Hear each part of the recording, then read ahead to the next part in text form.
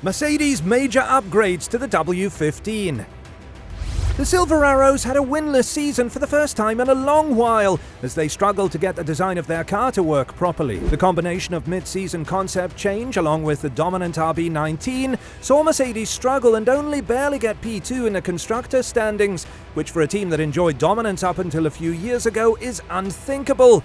But the team is working hard for next season to the point that they will bring huge upgrades to the W15, making it almost unrecognizable in comparison to the 2022 challenger, or so they say. Will this be the turning point and make them competitive again, or will it be a carbon copy of this season? It has been a story of doom and gloom, even listening to Lewis Hamilton and team principal Toto Wolff, and yet they still did well to finish best of the rest in second place in the Constructors' Championship after a difficult season. But it was an early season of head-scratching before they admitted in April that after a season and a bit of trying, they had totally gotten their concept wrong and were planning to start all over again with next season's car. In a season of pretty lows all around, where it was proven that the zero-pod concept simply won't cut it, Mercedes have been on the back foot since pretty much March and a starting race in Bahrain. One positive, however, is that they did manage to re-sign both of their drivers on a new contract, and at least that is one thing for which we can say,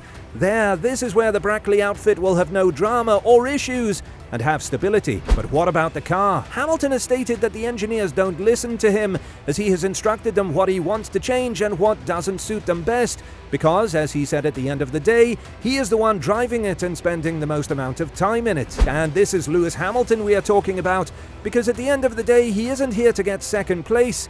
After the Abu Dhabi Grand Prix, while the team was celebrating securing P2 in the Constructors' Championship, Hamilton looked very unamused. In comparison to Russell, he showcases a stark contrast. Russell was excited to win P2, and this is, I think, because of his time with Williams, which extended for a year longer than he probably wanted, so when he eventually moved to Mercedes, he had a much better car. Hamilton, on the other hand, stands out with an impressive track record: 7 Drivers' Championships, 103 race wins, and 104 pole positions. Despite Russell achieving podiums and winning a race last year, Hamilton's focus remains on securing first place, and this season's outcome, where Mercedes secured second place in Constructors, is met with mixed emotions. Toto Wolff highlights the disappointment in not clinching the championship, emphasizing that celebrating second place is not their ultimate goal. Hamilton's mindset becomes apparent in his responses when you look at them, which definitely indicates that settling for second place is not satisfactory. And despite speculation about his contemplation of retirement or doubts, Hamilton's commitment to winning championships remains persistent. While age may slightly diminish his edge, Hamilton's performance is closely tied to having a competitive car.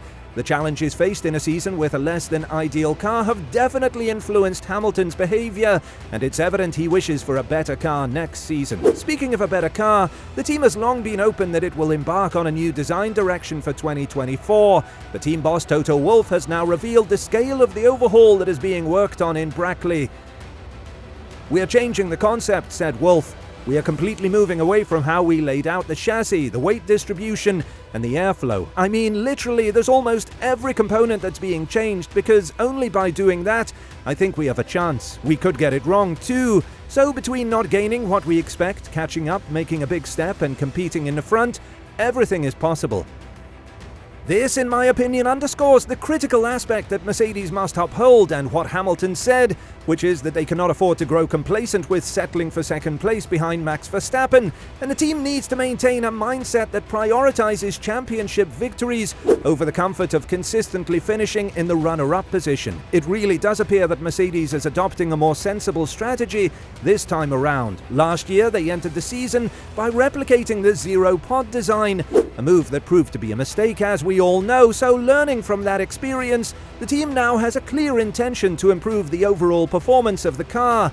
And while they aim for that, they also recognize the importance of preserving certain strengths from the W13, such as superior tire degradation and a better race pace compared to qualifying. However, the notable shift in their approach suggests a departure from merely carrying over elements from the previous car. Instead, Mercedes seems determined to embark on a fresh start demonstrating a newfound understanding of the intricacies involved in optimizing their Formula One vehicle, and this departure from a replicative mindset underscores their commitment to refining and advancing key aspects of the car's design and performance.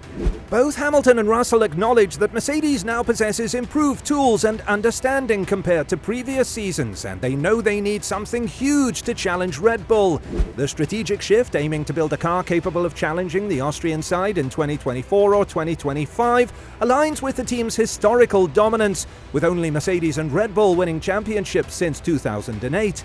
This is why James Allison must come up with a masterpiece for the upcoming season, and there is no place for error because of Red Bull's consistent upgrades. They probably stopped working on the RB19 in August and have since then focused on the RB20. The lessons learned from the overconfidence in the W13's design, with its unique zero-pod concept, also show the team that getting it wrong this time could have severe consequences for the next 2 seasons, potentially allowing Verstappen to secure uncontested championships. So the upcoming season represents Mercedes' only chance to halt Verstappen's dominance until 2026, when significant rule changes are expected. Hamilton acknowledged that Mercedes has struggled to find direction with its car over the past 2 seasons, saying that it lacked a clear development direction.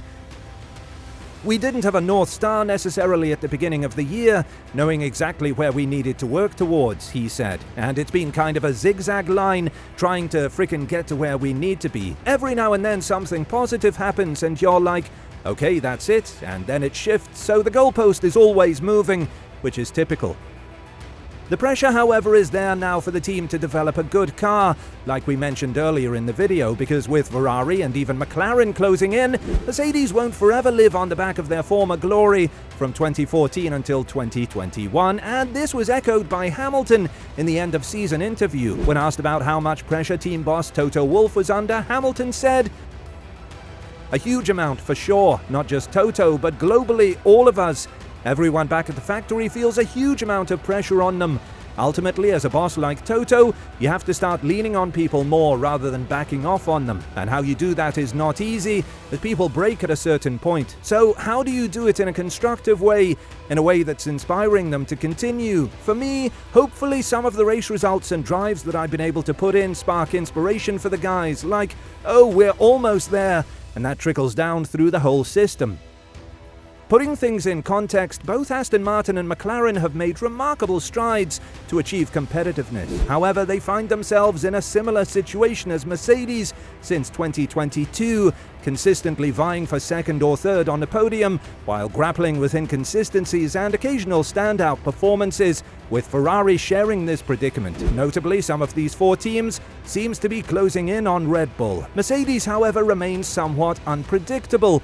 The doomed zero-pod concept disrupted their previous car, and the repercussions of those decisions have been evident over the past 2 years.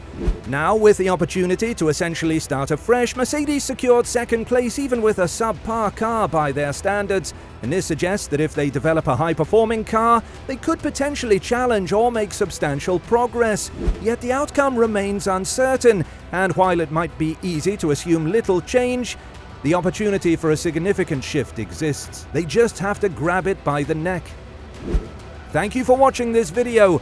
Let us know in the comments below if you think Mercedes can bounce back with the W15, and we will see you in the next video.